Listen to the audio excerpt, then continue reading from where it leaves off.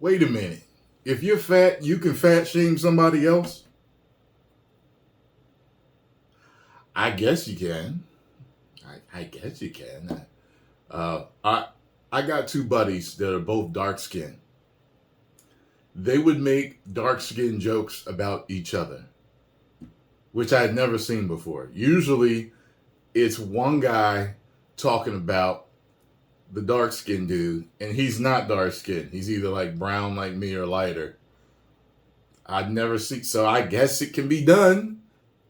I Let's check this out and see exactly what happened. Today we have NBC News exclusive. 3 former dancers for pop star Lizzo are accusing the singer of sexual harassment and creating a hostile work environment. That's according to a lawsuit filed Tuesday, in Los Angeles. Wait, today is Tuesday. Today is Tuesday, so that would be today. Today in Los Angeles. It's funny that I have to ask what day it is. The dancers who accuse Lizzo, who's known for embracing body positivity, of weight shaming and pressuring them to touch a nude performer at an overseas strip club. NBC News correspondent Stephen Romo is following the story for us. Stephen, tell us more about this lawsuit and what these former dancers are alleging. Yeah, a lot of shocking stuff here. Some wide-ranging accusations in this lawsuit. This was brought by those 3 former dancers. They're alleging sexual harassment and creation of a hostile workplace. All of it is shocking to read, but there are also those claims that Lizzo body shamed one of the dancers for weight gain. That's shocking, of course, because Lizzo has been such a beacon of body positivity. Those sexual harassment claims allegedly come from an after party in Amsterdam that Lizzo allegedly hosted after a concert. Now, the plaintiffs claim she forced one of those dancers to touch a nude performer. There are also allegations that a dance captain, Shirlene Quigley, harassed people with religious discussions, accused of trying to convert them to her Christian beliefs after they said they were not interested. There are also some descriptions of an alleged 12-hour rehearsal described as excruciating. It came after Lizzo allegedly accused some of the dancers of drinking before performances. Now, the dancers are all former employees now. 2 were let go, 1 resigned. The suit names Lizzo, her production company, and Quigley, and not all of them are accused of doing all of these various things. For example, there are also racial harassment allegations that appear to be focused only on that production company. Those body shaming allegations, though, are the ones that are getting the most headlines, of course, because Lizzo is just known for being such a beacon for so many people. Well, I was going to say this is particularly striking because her brand is so centered around body positivity. Have we heard from Lizzo or her team? Yeah, I've continued to check. They have not responded to NBC News requests for comment, but I've just checked social media. Lizzo has posted 3 times on Instagram today. Nothing about this. Of course, this was just filed today, so we do expect to take some time to actually hear back from them. But we are definitely waiting to see what she and... Oh, God. Stephen Romo, thank you. Schnoz is Thanks for watching our youth. such a beacon in the community.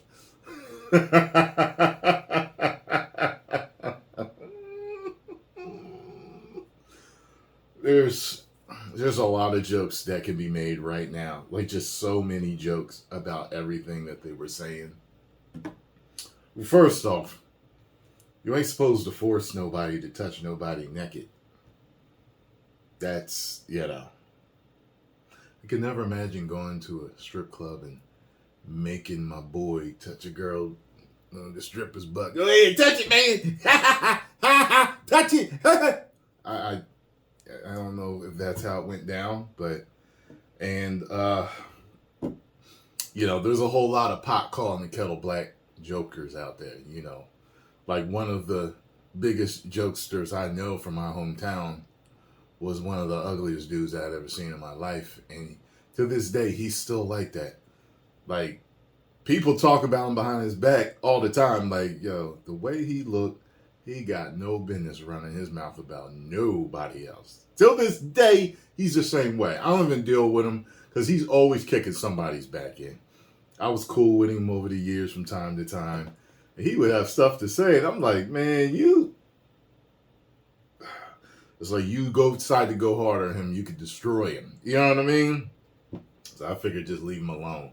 But maybe some people are like that. If you are something, you will kind of pick fun at that, maybe self-deprecating jokes, and then maybe you'll make it about your friends or your colleagues because they are too, kind of like in a camaraderie type of way.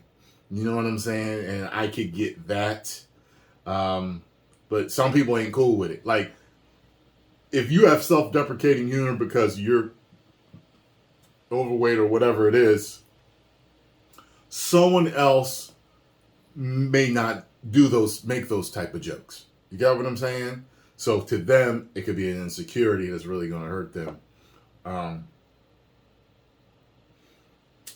could definitely see people talking about the practice hours, how long they had to practice. I've never heard about any dancers complaining about practice, but I could definitely see people making jokes about that. I'm like, oh God, that's a low-hanging fruit joke right there. People are going to be getting them on Twitter and on Instagram and everywhere else.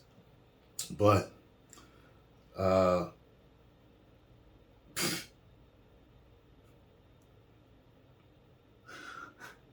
if she did do all this, I guess she's gonna have to pay the piper. Find this. This is just a weird news story. I'd like to know more details about what happened at the strip club. You know what I mean? I'd like to know more details about that. But I mean, how bad was the shaming? I mean, did she go in? She said something about somebody gaining weight. I don't. Anyway, post comments down below. Let me know what you think about the situation.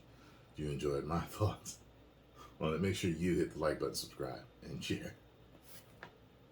She's such a beacon.